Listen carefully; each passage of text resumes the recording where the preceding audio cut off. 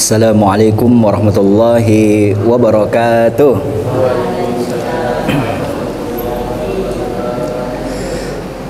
Alhamdulillah, alhamdulillahilladzi arsala rasulahu bil huda wa dinil haqq liyudhhirahu 'alad dini kullih wa kafa billahi shahida.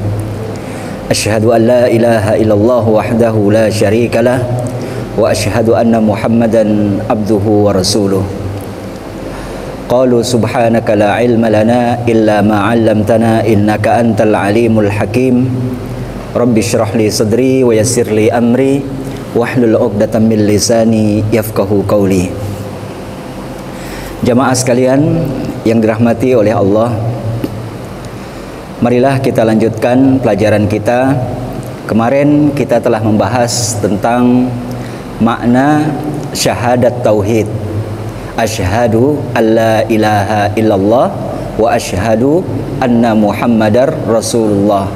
Sekarang kita akan membahas tentang makna syahadat Rasul atau syahadat yang kedua, yaitu wa asyhadu anna Muhammadar Rasulullah.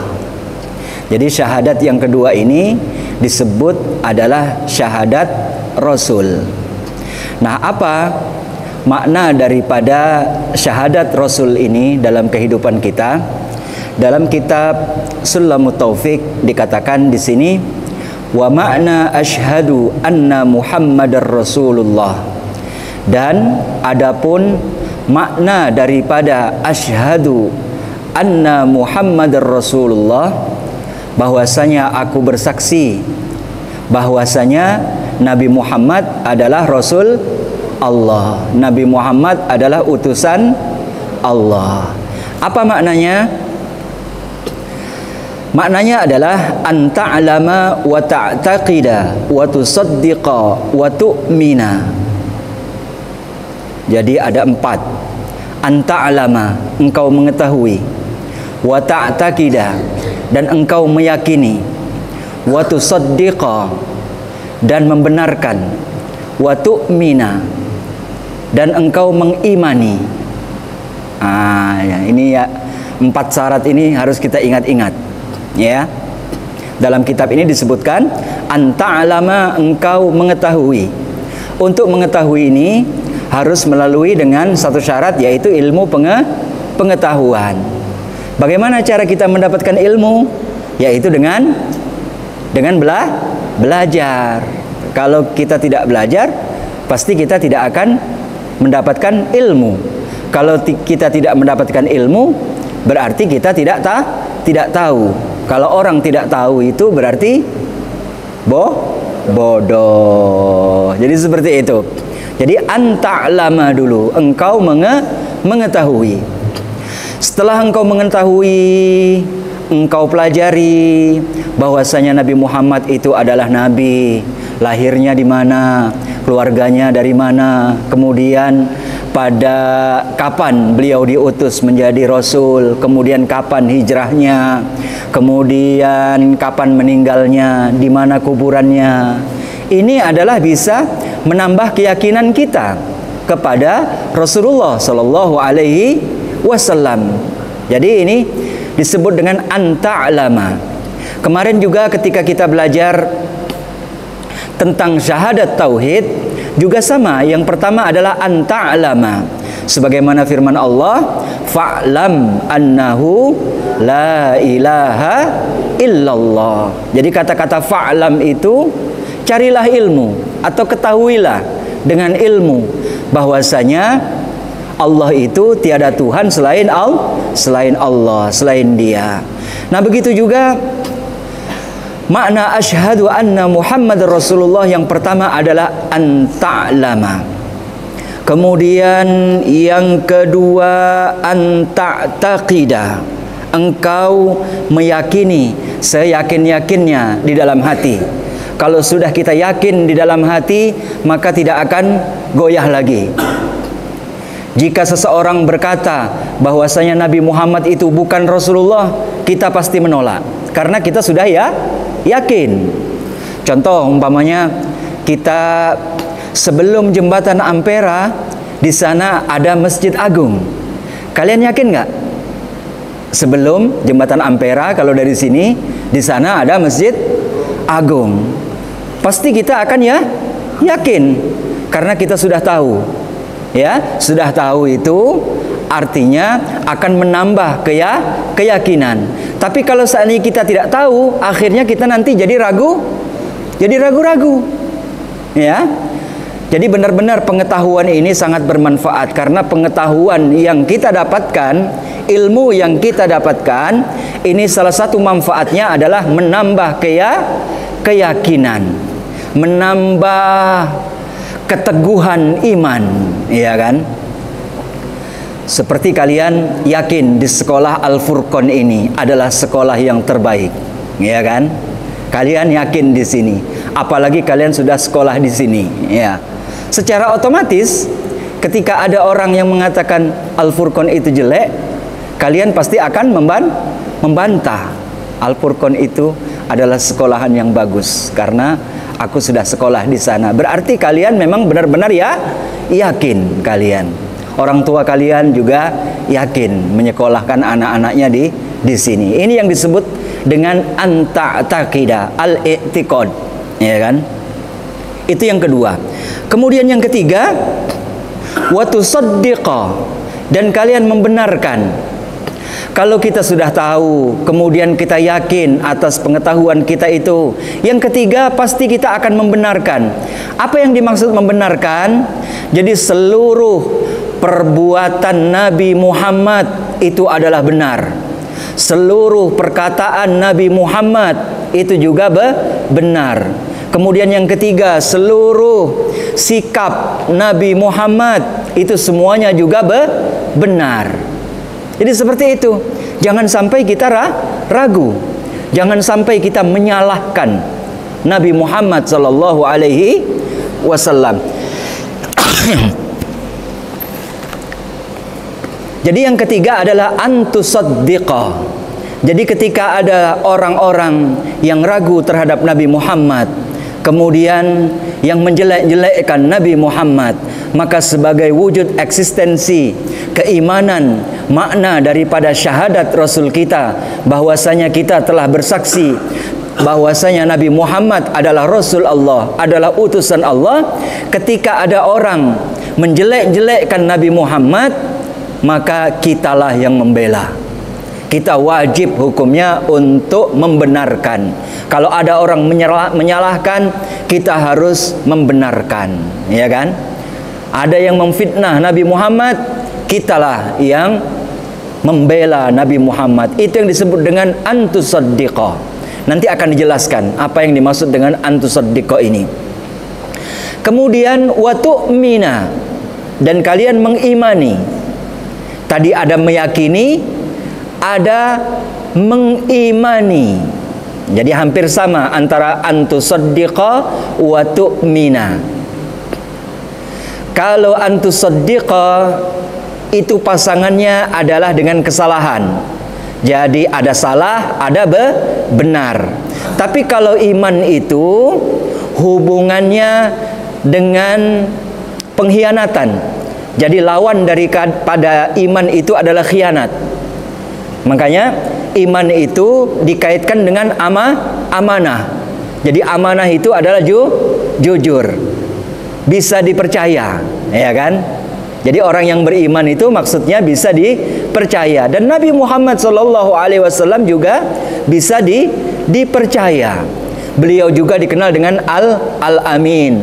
Makanya kita juga di samping kita beriman kepada Allah, kita juga mengimani kerasulan Nabi Muhammad sallallahu alaihi wasallam. Jadi 4 pilar ini harus benar-benar kita pasang di dalam diri dan jiwa kita.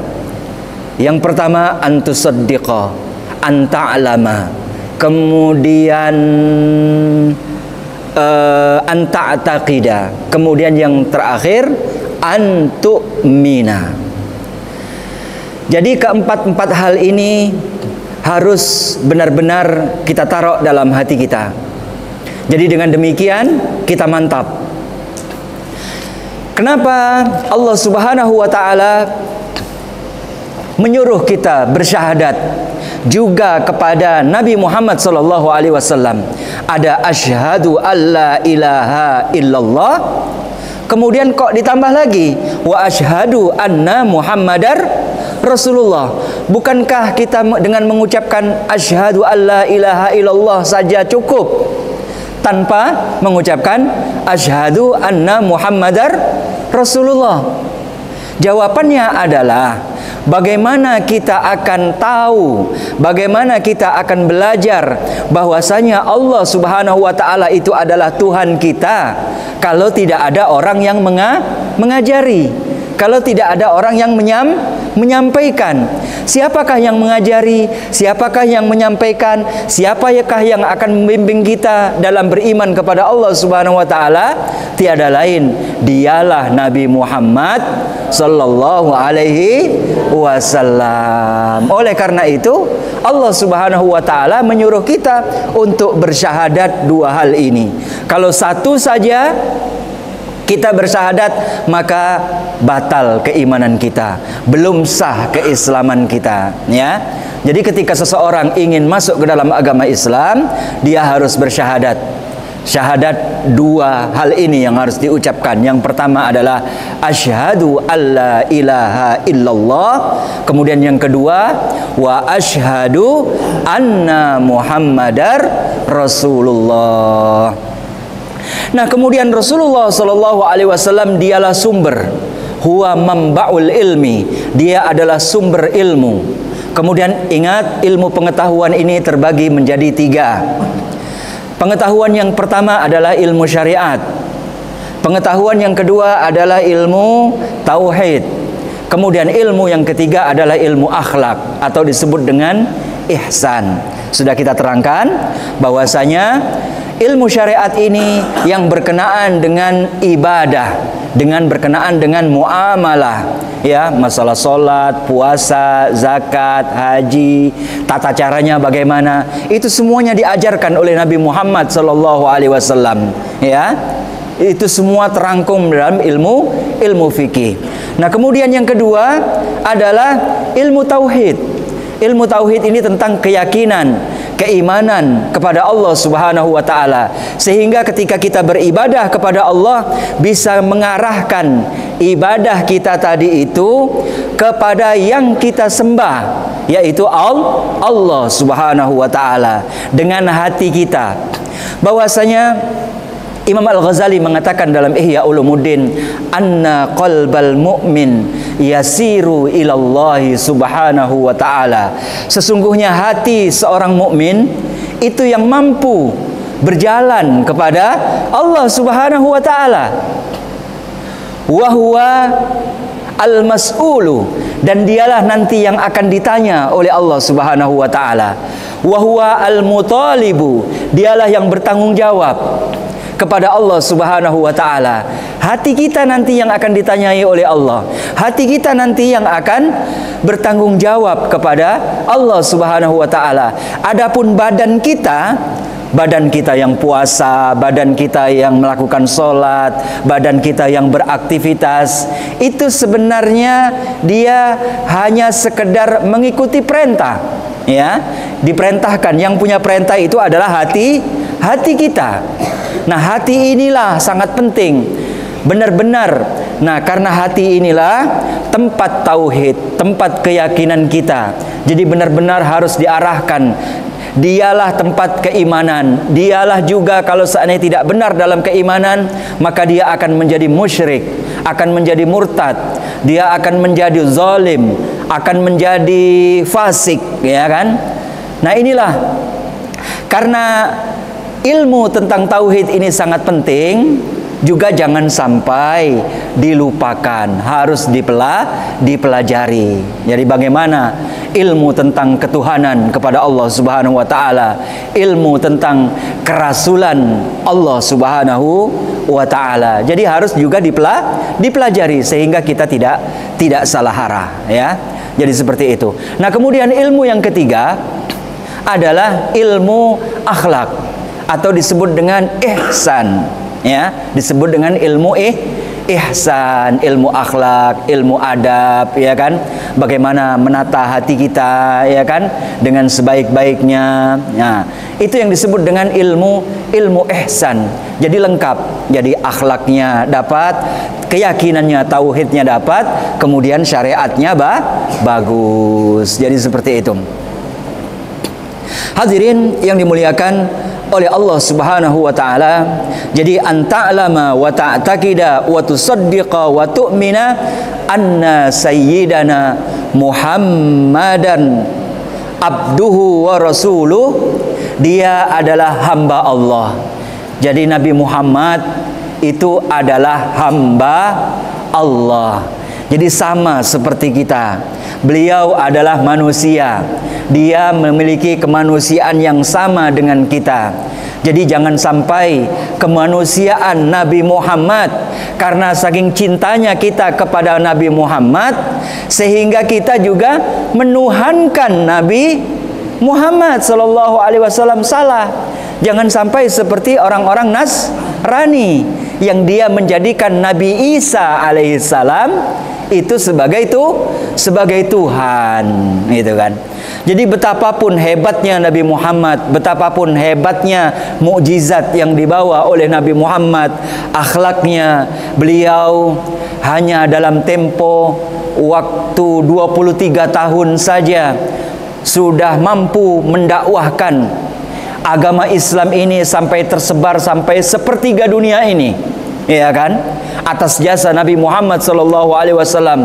Bahkan beliau adalah seorang tokoh yang sangat luar biasa, yang mampu mengajak manusia dalam waktu tempo 23 tahun saja.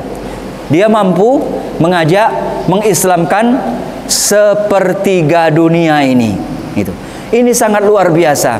Nah, namun keyakinan kita kepada sosok Nabi Muhammad sallallahu alaihi wasallam tetap beliau adalah Abdullah.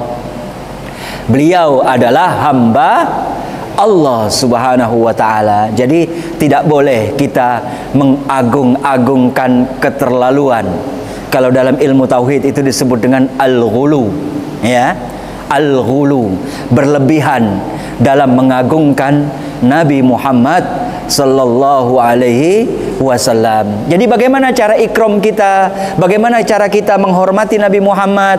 Dengan kita membaca solawat kepada Nabi Muhammad. Allahumma salli ala Sayyidina Muhammad wa ala ali Sayyidina Muhammad. Ya Allah, tetap kita minta kepada Allah. Allahumma, ya Allah, sholli, berikanlah solawat, kesejahteraan, ya kan? Wasallim, dan keselamatan, keamanan, ala sayyidina, kepada Tuhan kami, kepada hamba Allah, hambamu ya Allah, yaitu Sayyidina. Siapa? Muhammad sallallahu alaihi wasallam. Jadi seperti itu. Paling tidak setelah sholat, setelah kita menyembah Allah Subhanahu wa ta'ala, kita baca sholawat kepada beliau 10 kali, 20 kali, 50 kali, ya kan? Sebelum kita berdoa kepada Allah, kita sampaikan sholawat dan salam kepada Allah Subhanahu wa ta'ala, untuk baru kita berdoa kepada Allah. Jadi seperti itu. Jadi harus kita imani benar-benar an-na'taqida bi anna sayyidana Muhammadan sallallahu alaihi wasallam Abdullahi wa rasuluh. Dia adalah Abdullah, dia juga utusan Allah. Jadi orang yang diutus oleh Allah Subhanahu wa ta'ala. Siapa ayah beliau? Namanya Abdullah. Kakeknya bernama Abdul Muttalib, ya kan? Kemudian buyutnya namanya Hashim. Jadi Muhammad bin Abdullah bin Abdul Muttalib bin Hashim. Kalau di atas buyut, apa di atas buyut kalau bahasa kita? Hah? Tidak tahu lagi kita kan. Di atas buyut, apa lagi? Puyang. Hah? Itu apa Bu? Moyang. Oh, moyang ya, itu di atas buyut ya. Oh, gitu. Jadi nenek moyang. Puyang, nenek moyang. Jadi moyangnya bernama Abdi Manaf. Stop sampai moyang, ya kan? Jadilah itu. Jadi Muhammad bin Abdullah bin Abdul Muttalib bin Hashim bin Abdul Manaf. Jadi jadilah itu kita hafal, itu kan. Kemudian Al-Qurashi. Al-Qurashi, beliau sukunya dari Quraisy. Jadi dari suku Quraisy. Itu yang pertama. Kemudian yang kedua, bahwasanya kerasulan Nabi Muhammad sallallahu alaihi wasallam itu ila jami'il khalqi. Sesungguhnya Nabi Muhammad sallallahu alaihi wasallam itu diutus kepada seluruh makhluk. Jadi kepada seluruh makhluk Allah Subhanahu wa taala. Jadi dalam kitab Sulamut Taufik diterangkan ila jami'il khalqi, kepada seluruh makhluk Allah Subhanahu wa taala.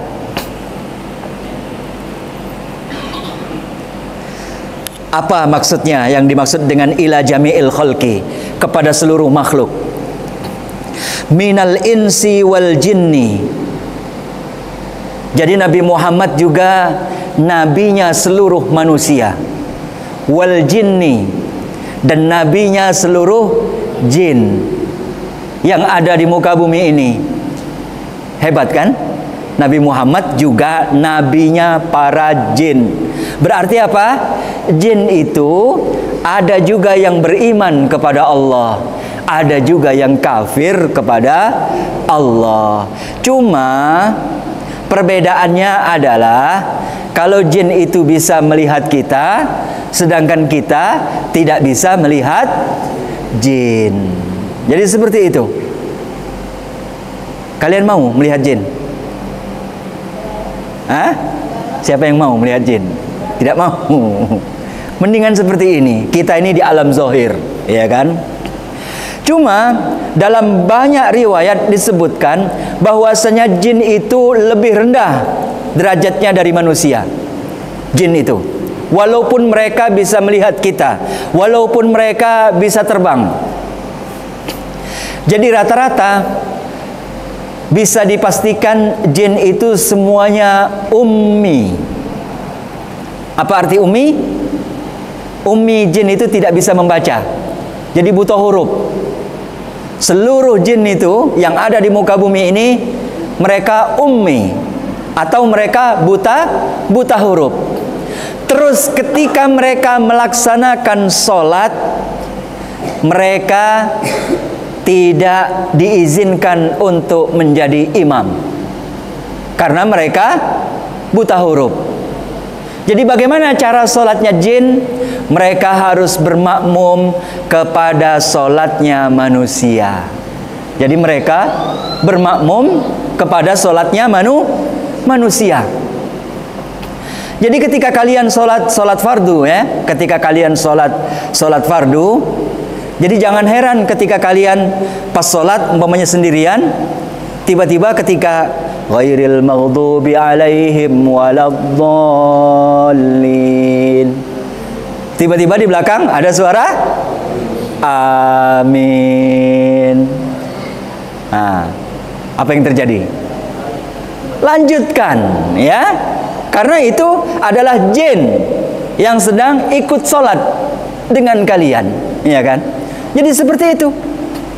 Jadi mereka hanya bermakmum dengan orang-orang yang beriman kepada Allah Subhanahu wa taala. Makanya di dalam Al-Qur'an itu ada satu surat namanya surat jin. Ada satu surat namanya surat Al-Jin, ya, juz 29. Qad sami'allahu qaulal lati Qul uhiya ilayya annahu istama'a nafarum minal jinni faqalu inna sami'na qur'anan ajaba. Jadi seperti itu. Jadi jin itu dia tidak bisa membaca Al-Quran karena dia ummi. Kenapa? Mereka berkata, qalu inna sami'na, kami hanya mendengar Qur'anan ajaba. Jadi Al-Quran yang sangat ajaib. Ini keyakinan kita bahwasanya Rasulullah SAW juga diutus, bukan hanya Rasulnya manusia, tapi juga Rasulullah SAW diutus juga untuk menjadi Rasul dari bangsa jin. Jadi seperti itu. Bahkan dalam Asbabun Nuzul surat Al-Jin itu disebutkan ketika Rasulullah SAW hampir putus asa dan Rasulullah berdoa kepada Allah ketika Rasulullah hampir putus asa, ketika Rasulullah berdakwah di Taif. Jadi ketika Rasulullah dakwah di Mekah, banyak sekali musuhnya. Mereka memusuhi Rasulullah. Akhirnya Rasulullah mencoba keberuntungan untuk berdakwah di satu tempat yang bernama Taif, ya kan? Nah, ketika Rasulullah berdakwah di Taif, rupanya Rasulullah bukan hanya disambut dengan orang-orang Taif, bahkan Rasulullah malah dilempari batu. Nah, disitulah akhirnya Rasulullah bersandar, menyebut, ya Allah, siapa lagi ya Allah yang akan menyeru dakwahku ini ya Allah, ya. Akhirnya Allah Subhanahu wa taala mengutus pemimpin-pemimpin jin datang kepada Rasulullah SAW dan berbaiat. Kepala suku tersebut jumlahnya ada yang menyebutkan 11, 12 sampai 13 suku dari seluruh dunia masuk ke dalam agama Islam, berbaiat, mengakui kerasulan Nabi Muhammad SAW. Akhirnya turun surat jin itu, dibacakan oleh Rasulullah surat Al-Jin. Qalu inna sami'na Qur'anan ajaba. Kemudian juga dalam surat Al-Ahqaf juz 26, begitu juga sama, para jin itu datang kepada Rasulullah. Wa id sarafna ilaika nafaram minal jinni, ini sebagian daripada jin, yastami'unal Qur'an, mereka mendengarkan bacaan Al-Quran. Salah satu rahasia kenapa pahala orang yang membaca Al-Quran satu huruf, ngerti tidak ngerti, ya, tetap dia mendapatkan 10 walaupun tidak ada yang mendengarkan. Sebenarnya ketika kita membaca Al-Quran itu, para jin-jin yang muslim tadi itu mereka berkumpul untuk mendengarkan bacaan Al-Quran. Jadi seperti itu. Wa id sarafna ilaika nafarum minal jinni. Jadi ada juga sebagian dari jin tersebut yastami'unal Qur'an, mereka mendengarkan halaqah bacaan Al-Quran. Mereka berkumpul yastami'unal Qur'an. Falamma qudhiya, ketika Al-Quran tersebut selesai dibacakan, wallau ila qaumihim munzirin, mereka pergi ke kaumnya baru mengabarkan kepada kaumnya, ya. Jadi mereka tidak bisa membaca sendiri tetapi mendengarkan. Qalu inna sami'na kitaban unzila min ba'di Musa musaddiqan lima baina yadayhi yahdi ilal haqqi wa ila tariqim mustaqim ya qaumana ajibu da'i Allah. Mereka juga berdakwah kepada Allah, yaghfir lakum min dzunubikum wa yujirkum min azabin alim. Jadi Rasulullah itu bukan hanya diutus kepada manusia, minal insi wal jinni. Bahkan di sini juga disebutkan wa Ya'juj wa Ma'juj. Jadi ada Ya'juj dan Ma'juj. Jadi rasulnya Ya'juj dan rasulnya Ma'juj juga. Siapa Ya'juj Ma'juj itu? Adalah makhluk asing. makhluk juga diciptakan oleh Allah Subhanahu wa taala yang tugasnya untuk merusak bumi.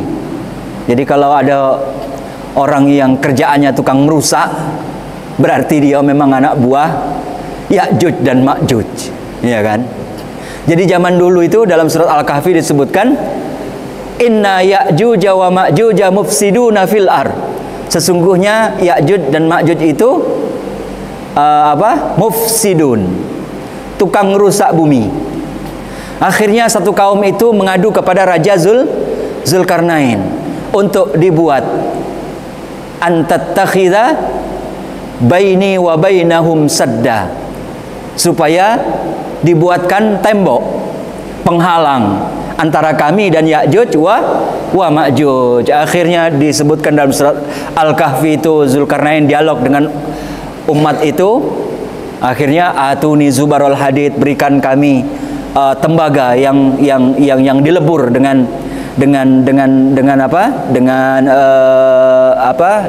api, kemudian dituangkan di lubangnya Ya'juj wa Ma'juj.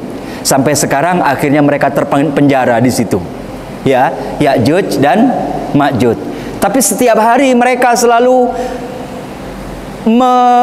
terus menjebol dinding itu, dan nanti pada suatu saat nanti dinding tersebut nanti akan jebol, itu yaitu di zaman Nabi Isa alaihissalam, ketika Nabi Isa sudah diturunkan Allah Subhanahu wa taala ke muka bumi ini. Jadi nanti akan melawan namanya Ya'juj dan Ma'juj.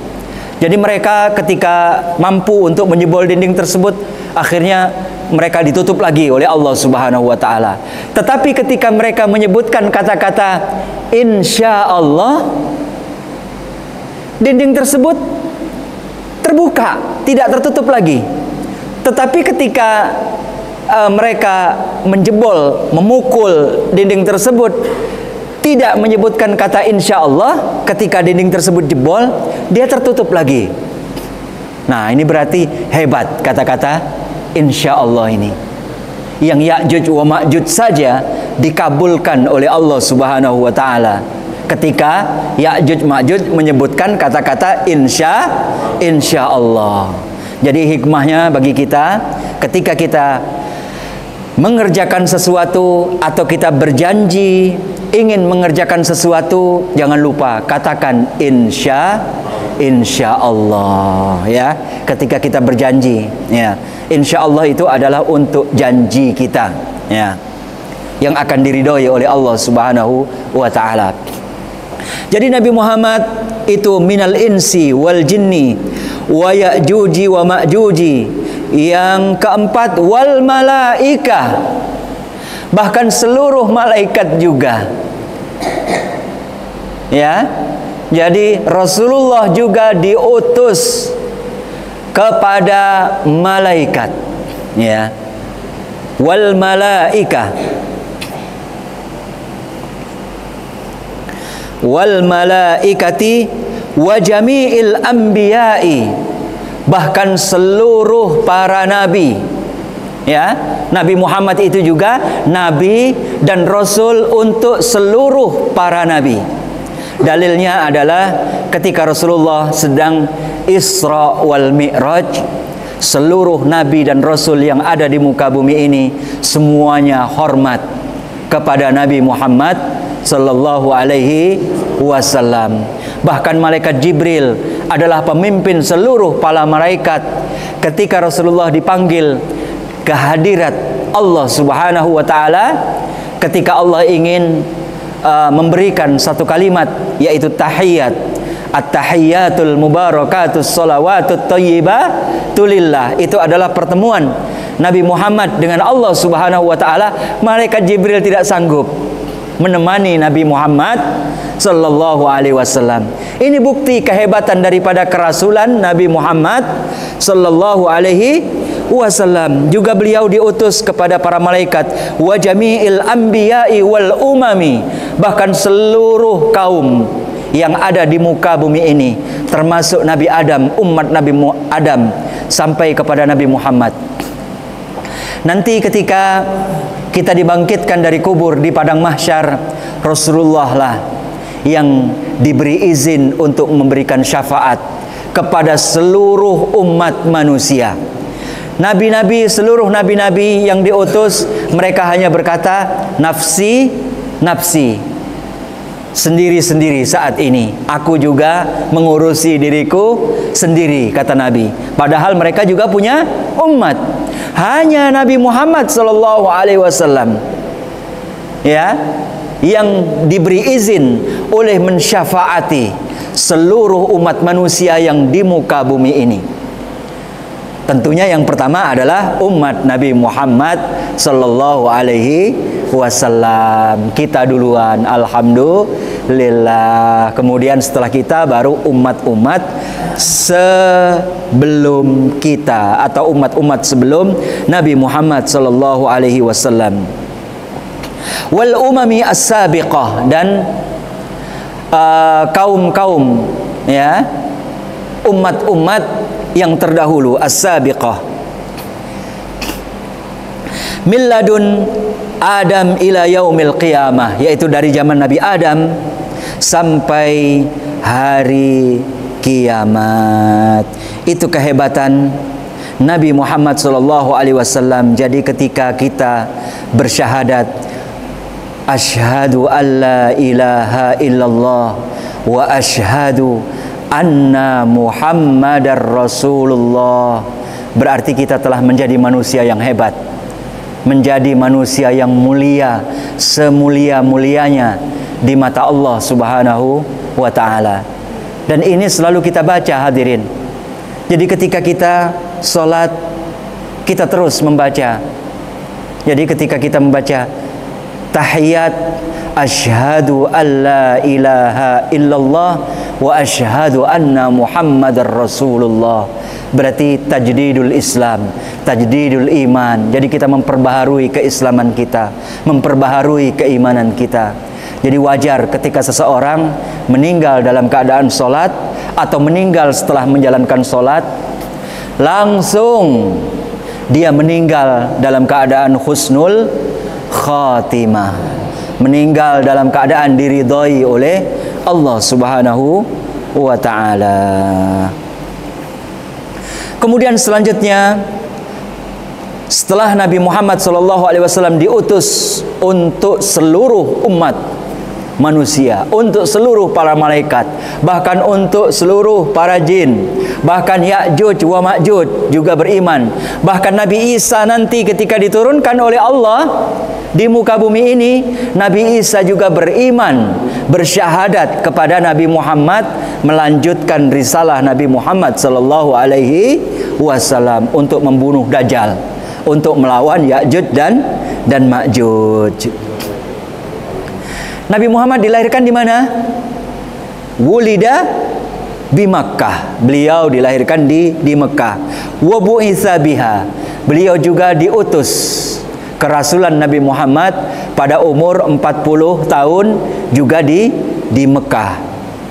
Wa hajara ilal Madinah. Setelah 10 tahun di Mekah, beliau hijrah ke mana? Madinah Al-Munawwarah. Madinah ini menjadi kota mulia. Nabi Muhammad yang menamai sebuah kota yang bernama, dulunya sebelum kota Madinah ini namanya Yathrib, kemudian dikasih nama Madinah Al-Munawwarah. Madinah itu adalah sebuah kota yang berkembang. Munawwarah itu artinya yang bersinar, yang bercahaya, ya. Jadi seperti itu. Munawwarah itu bercahaya. Kemudian wa yuqalu laha Thaibah atau Tibah, dan dikatakan juga Madinah ini disebut juga dengan Tibah atau Thaibah. Jadi ketika Rasulullah itu sedang melaksanakan Isra wal Mi'raj, Jibril mengatakan kepada Nabi Muhammad bahwasanya engkau nanti akan hijrah ke sebuah tempat. Atau ketika Rasulullah melihat, diperlihatkan sebuah kota yang bersinar, yang terang, Rasulullah bertanya, "Ma hadhihi ya Jibril?" Apa yang terang ini, wahai Jibril? Kemudian Jibril menjawab, "Innaha thayyibah." Sesungguhnya itu adalah thayyibah. Apa thayyibah itu? Kesanalah engkau nanti akan berhijrah. Makanya nama lain daripada Madinah Al-Munawwarah, jadi ada 3 nama. Yang pertama adalah Madinah, yang kedua adalah Yasrib, yang ketiga adalah Thayyibah, ya. Jadi seperti itu. Wa hajara ilal Madinah wa dufina fiha. Dan Rasulullah sallallahu alaihi wasallam dikuburkan di Madinah Al-Munawwarah. Dikuburkan di Madinah Al-Munawwarah. Jadi kuburan Nabi Muhammad sallallahu alaihi wasallam, di sampingnya itu ada kuburan 2 sahabatnya, yaitu yang pertama adalah Abu Bakar As-Siddiq, yang kedua adalah Umar bin Khattab. Jadi kalau bisa, kalau kita meninggal dunia nanti, ya, kita juga kalau bisa dikuburkan di perkuburan orang-orang yang soleh, ya kan? Jadi boleh kita minta dikuburkan di dekat para kiai, para ulama, ya, orang-orang soleh, ya, atau di perkuburan keluarga kita, ya, keluarga kita yang baik, yang bagus, yang soleh, ya kan? Tapi kalau seandainya perkuburan itu tidak bagus, atau perkuburan non-muslim umpamanya, boleh kita meminta, walaupun itu adalah keluarga kita, ya kan, dikuburkan khusus kuburan untuk orang-orang yang muslim. Kemudian kita boleh memilih, nanti saya dikuburkan di dekat kiai ini, ulama ini, atau wali ini, atau sebagaimana Abu Bakar As-Siddiq, ya, dikuburkan di samping Rasulullah Shallallahu Alaihi Wasallam. Kemudian Umar bin Khattab juga dikuburkan di samping Abu Bakar As-Siddiq. Jadi sekarang kuburan itu ada 3 di sana. Wadufina fiha, dan dikuburkan di sana. Wa annahu sadiqun, dan dia bisa dipercaya, fi jami'i ma akhbaro, dari apa-apa yang dikabarkan. Jadi Rasulullah itu juga siddiq, beliau juga amanah, beliau juga cerdas fatanah, beliau juga tabligh, mampu untuk menyampaikan. Jadi 4 sifat ini harus kita miliki. Siddiq, jujur, ya. Percuma kalian punya ilmu banyak, kemudian kalian tidak menjadi orang yang siddiq. Ciri-ciri orang yang jujur itu adalah orang percaya kepadanya, orang mampu menitipkan sesuatu kepadanya. Ketika seseorang juga mau bertanya kepadanya, mau menceritakan sesuatu yang rahasia kepadanya, mau menceritakan, berarti apa? Kita dipercaya. Semakin banyak kita dipercaya, maka kepercayaan itulah yang harus benar-benar kita jaga. Berarti kita menjadi orang-orang yang shadiq. Nah, ketika kita mampu menjadi orang yang dipercaya, apa yang kita omongkan itu pasti juga akan diikuti oleh orang lain. Pasti juga akan diikuti. Ketika kita, orang lain mendekat dengan kita, senang dengan kita, yakinlah berarti kita telah menjadi orang-orang yang jujur. Tapi kalau orang-orang banyak menjauh dengan kita, kita tidak punya teman, ya kan? Orang menjauh, tidak mau duduk dekat dengan kita. Di kampung kita selalu dikucilkan oleh orang lain, kita tidak pernah diundang oleh orang lain. Ketika mereka hajatan, kita tidak diundang. Berarti jangan-jangan kita adalah orang yang tidak dipercaya, orang yang tidak disenangi. Jadi seperti itu. Rasulullah Shallallahu Alaihi Wasallam shadiqun, dia adalah siddiq. Fi jami'i ma akhbaro, dari apa yang telah diomongkan, yang dikabarkan. Ini yang harus kita yakini, ini yang harus kita percayai. Nah, hadirin yang dimuliakan oleh Allah Subhanahu wa taala, mungkin sampai di sini dulu tentang pelajaran syahadat Rasul. Jadi kita mampu antu'mina wa tusaddiqa wa ta'lama wa tu'mina, dari 4 hal ini. Jadi kita harus mengetahui, mengimani, membenarkan dan mengimani Nabi Muhammad sallallahu alaihi wasallam, beliau adalah hamba Allah yang diutus. Beliau adalah Rasulullah yang menyampaikan risalah nubuah tentang ketuhanan Allah Subhanahu wa taala, tentang ketauhidan kepada Allah Subhanahu wa taala. Kemudian yang kedua, beliau juga mengajari kita bagaimana tata cara beribadah kepada Allah Subhanahu wa taala. Kemudian dengan kehidupan akhlak Rasulullah sallallahu alaihi wasallam, dari sana juga kita bisa belajar akhlak Rasulullah. Innama bu'istu liutammima makarimal akhlak. Mudah-mudahan Allah Subhanahu wa taala menjadikan kita semua umat Rasulullah yang mampu menteladani Rasulullah sallallahu alaihi wasallam, sehingga kita selalu mendapatkan taufik, mendapatkan kesesuaian, ketetapan apa yang diinginkan oleh Allah Subhanahu wa taala berlaku juga bagi kita, sebagaimana berlakunya ketetapan tersebut dari sifat Nabi Muhammad, dari kita mengimani kepada Nabi Muhammad, kemudian anak cucu kita juga dijaga oleh Allah Subhanahu wa taala dan diselamatkan oleh Allah Subhanahu wa taala. Demikian, marilah kita tutup pengajian kita dengan bersama-sama melafazkan hamdalah. Alhamdulillahirabbil alamin. Subhanallah bihamdihi, subhanakallahumma wa bihamdika, asyhadu an la ilaha illa anta, astaghfiruka wa atubu ilaik. Assalamualaikum warahmatullahi wabarakatuh. Biasa